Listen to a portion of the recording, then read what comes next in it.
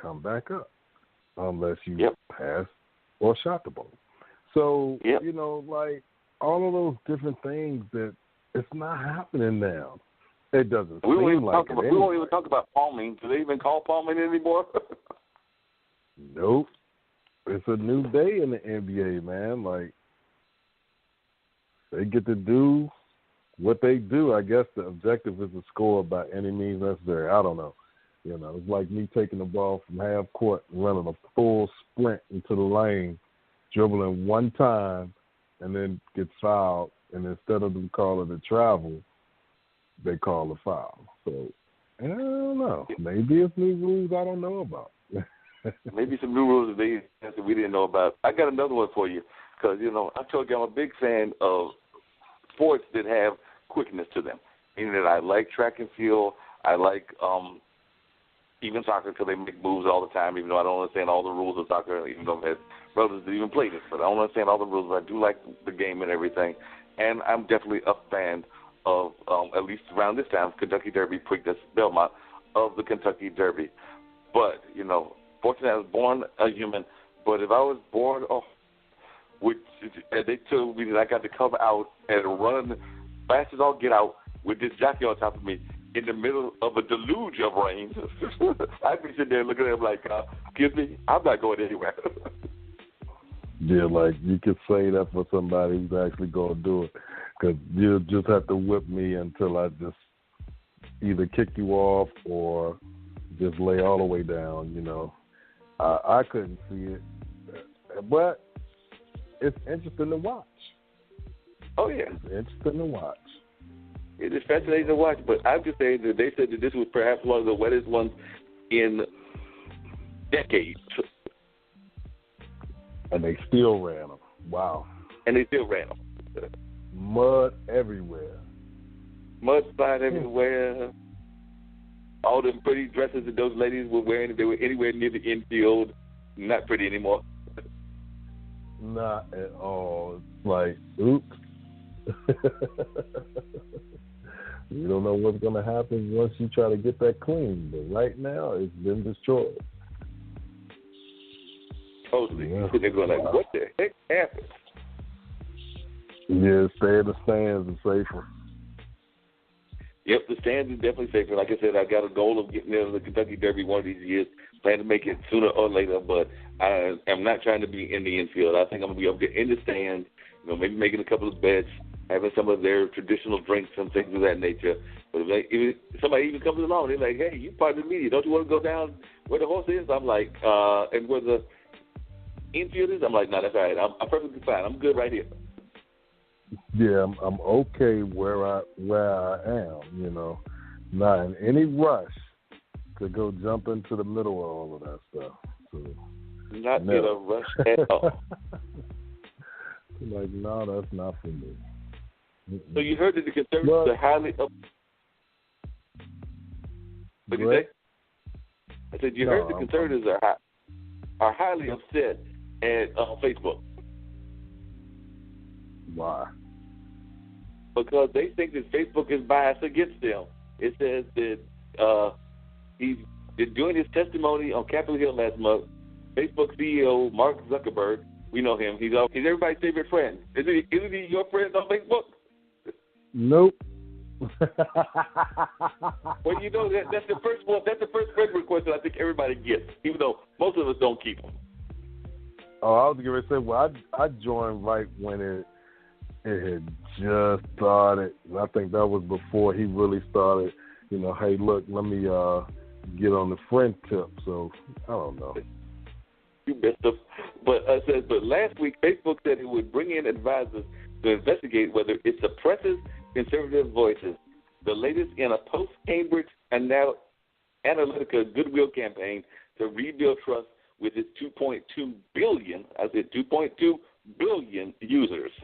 Conservatives claim that Facebook's liberal staff, has a liberal staff, treats them unfairly, and that has been simmering for years and exploded in 2016, but apparently it is now gaining momentum because some of the other stuff that's going on. So there's a joint statement last week from more than 60 conservatives, including former Attorney General Edwin Meese and Family Research Council President Tony Parkin, Perkins demanded that Facebook and other tech giants rectify their credibility with the conservative movement by explaining why content is taken down and accounts deleted, and by including more conservative groups on its list of advisors.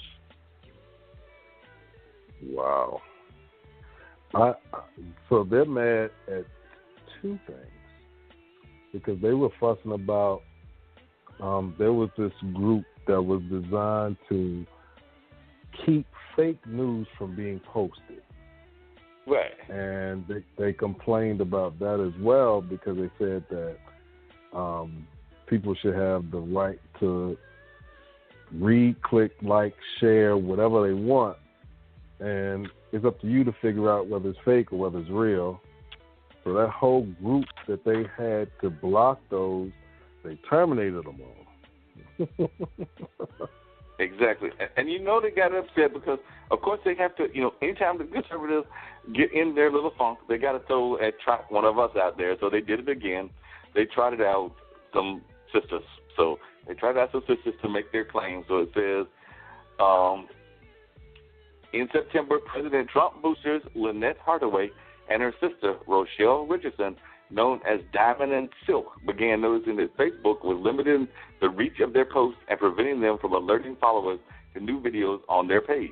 After months of trying to wrangle an explanation out of Facebook, they say they received an email that their content was considered unsafe to the community.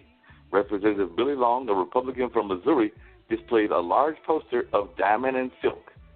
Diamond and Silk have a question for you, and that question is, what is unsafe about two black women supporting President Donald J. Trump, he said.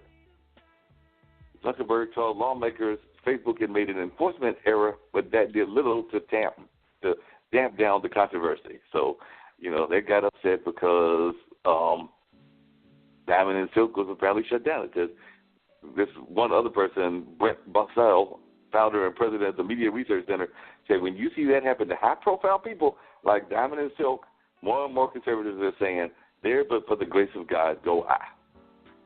Wait, they call those two ladies high-profile now? They're high-profile. I thought they were two idiots looking for attention. Maybe I'm wrong, but you know what, y'all? If y'all think the Diamond and Silk were high-profile, or you have a comment on anything that we talked about, or you want to bring up another topic, give us a call here at the Voice of the People at 646-668-8393 is the Voice of the People with Dean Geronimo and Mark Lee.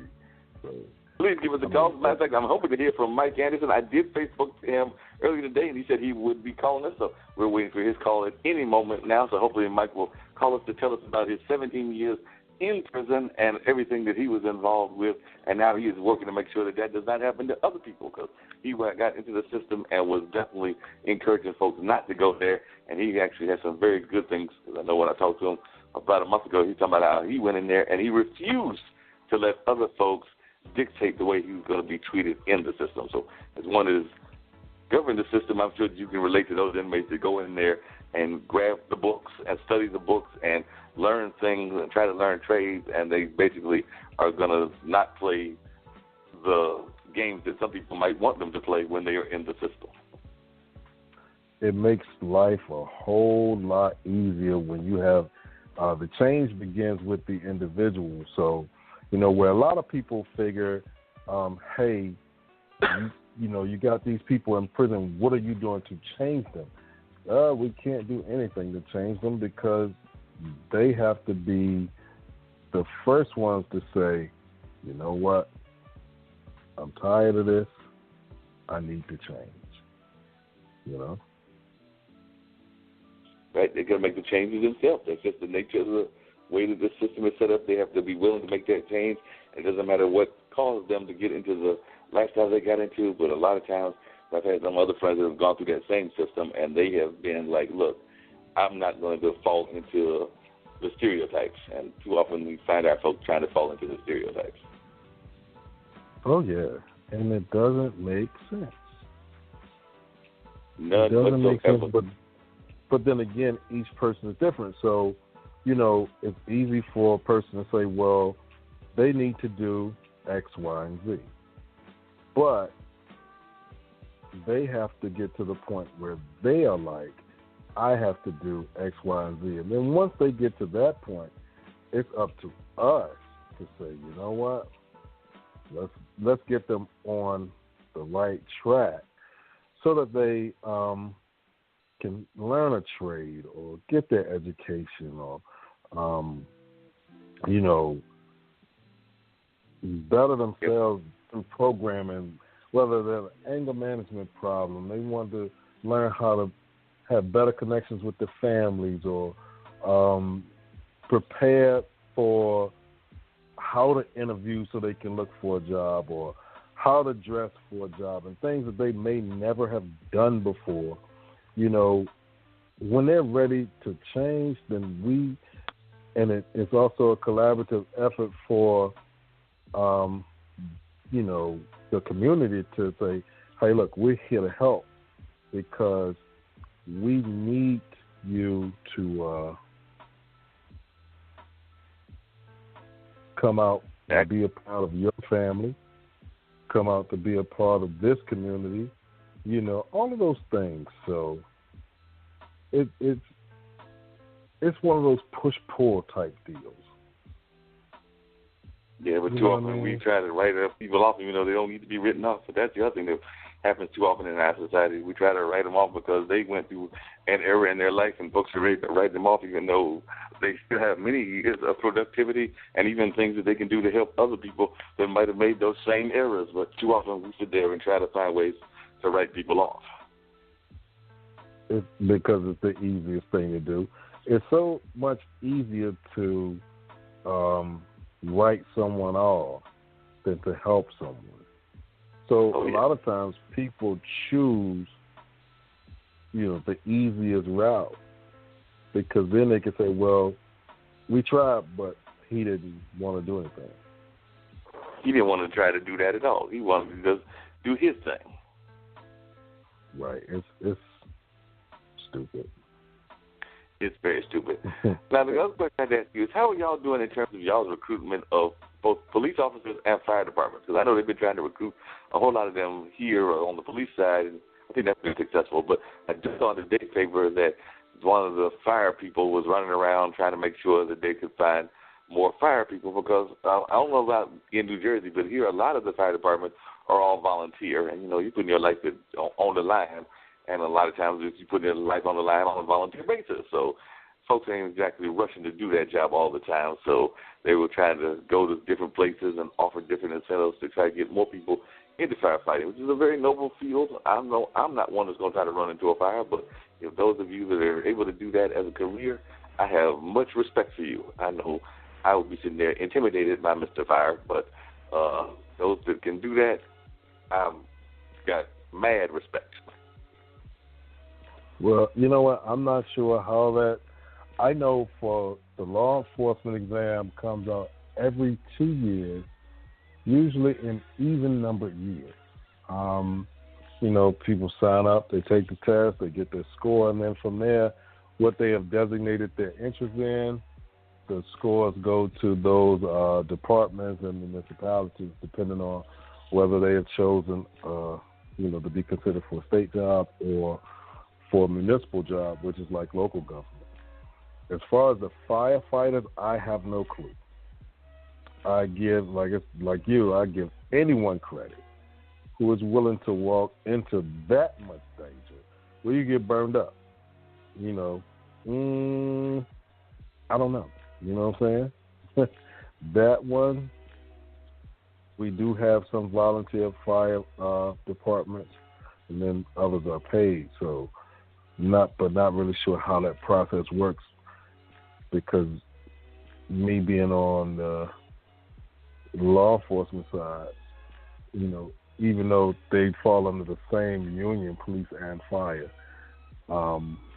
it may be a little different. I'm not sure how well the recruitment has been going or if it's going, so I'm not really sure about that one. We'll just have to find out and do a little bit of research, both up in the north as well as more research as to how it's working down here. But like I said earlier, I just got mad respect because sometimes they're not even going to rescue humans. Sometimes a lot of those fire people, because we are very dear to our pets, so sometimes folks are going into that hot fire to rescue little Miss Kitty or the dog of the house